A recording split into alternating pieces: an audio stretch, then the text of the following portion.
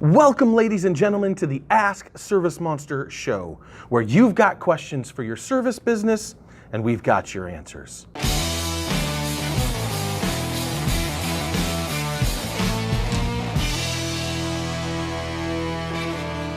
Today's question comes from me. Why is it so hard to find a good service provider?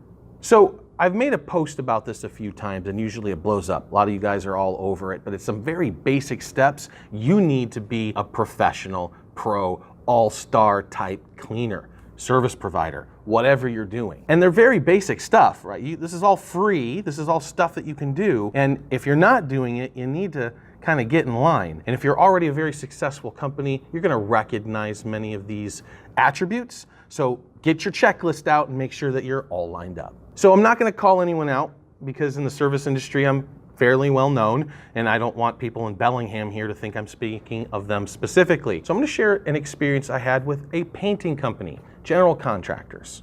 But I know this applies to a lot of you across the nation. A lot of you that listen to us, a lot of ServiceMonster users, and a lot of service providers in general. Some of these basic steps you really need to get to work on. So I called a few painters in my area, 6 to be exact. 2 of them were referrals. I had 4 conversations. The other 2 never bothered to answer their phones. 2 of the people that I scheduled with didn't even bother to show up. Didn't text me, didn't write, didn't call. It was very Dear John-like. I was not happy. And the other 2 that showed up came fresh out of smoking cigarettes, off the day's work, not looking very kempt. Their trucks were messed up.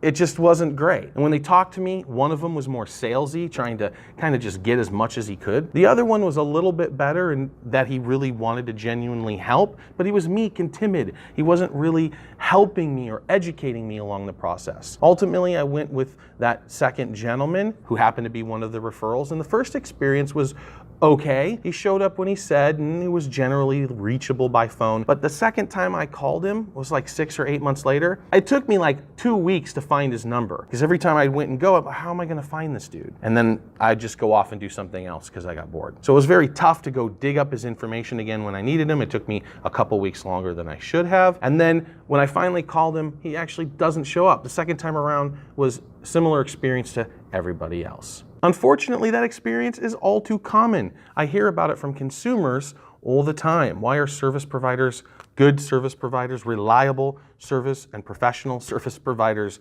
so hard to find? Here's what I want. As a consumer, this isn't Joe the guru or the coach or the ServiceMonster CEO. This is Joe the homeowner. What do I want when I call a service provider? Well, first of all, I want you to answer the phone. I don't want to leave a message. I'm never going to leave a message. I'm just going to go to the next person on my list. When you actually answer the phone, I expect the person to be happy, kind, and actually want to help. They're knowledgeable about the products and services. They don't have to transfer me all over the place. And I feel good when I talk to them. I don't feel like I'm being sold or they're kind of meta-messaging me to death, right? If I schedule an appointment with you, I want you to show up on time. You're the service provider. Don't waste my time. And if I'm 3 or 4 minutes late, cut me some slack. Don't sit there all day. Your time is valuable too, but be lenient with the client. As a service provider, you make sure you do what you say you're going to do. When you show up, don't smell like smoke or pot. Please be clean. The truck that you should bring should be clean. You should be well kept, well groomed. Maybe a uniform would help. Smile. Be charismatic, shake my hand, make it seem like we're best friends. And as we walk through the job, be an educator.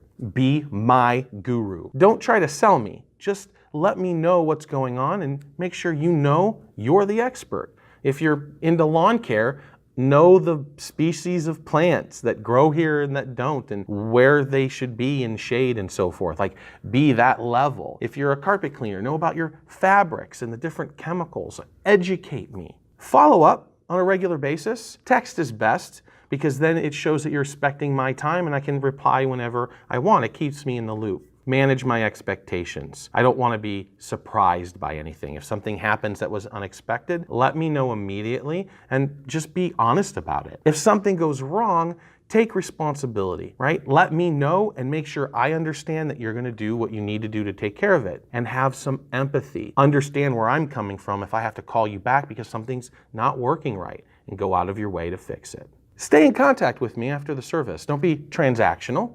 Keep me on the hook for maintenance. I'm busy. I'm a homeowner, business owner, I've got 5 kids. It gets crazy. So send me those subtle reminders. And yeah, email, I might see them, probably won't, probably end up in spam, but direct mail, that's tangible. I will see that. I send my bills to some other place anyway, so we don't get that much mail. So when you send that card saying it's time, it means something. Send me some educational pieces. Keep me in the loop. And if you're doing a good job of sharing your story, include me. I mean, I may not watch you all the time, but maybe that one time I will and go, I kind of like that dude. I'm gonna watch him a little bit more. And no matter what, I wanna feel like you're putting effort into it. That's what makes a rock star provider. It's really not that complex. And in fact, I've actually created a little motto for you guys I'd like to share, something that you can memorize to make sure you're getting it right. I will answer my phone, yo, show up on time, be smart like a guru, and educate my client. Manage expectations, be fresh and so clean, develop an intentional retention strategy. Smile more, be sure to clean my equipment, and if something goes wrong, do my best to fix it.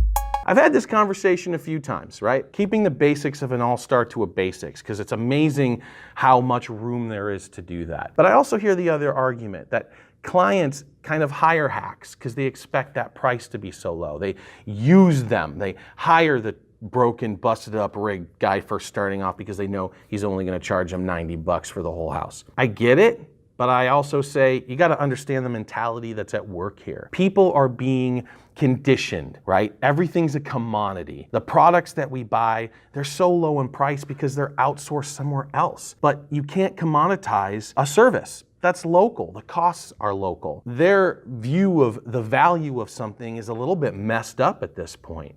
You've got to help educate them to understand that you are the go-to, that you're the pro, and that it's worth every price they pay. Okay, guys, wrapping up 3 points. Number 1, it's not hard to be a superhero in a sea of hacks. Number 2, doing superhero stuff like massive content creation or super white glove service, yeah, that pretty much makes you a service god. And number 3, adjust your pricing, attract the clients you want, not the ones you can get. Until next time, guys, subscribe to our YouTube channel, go check out the demo, and give us a call.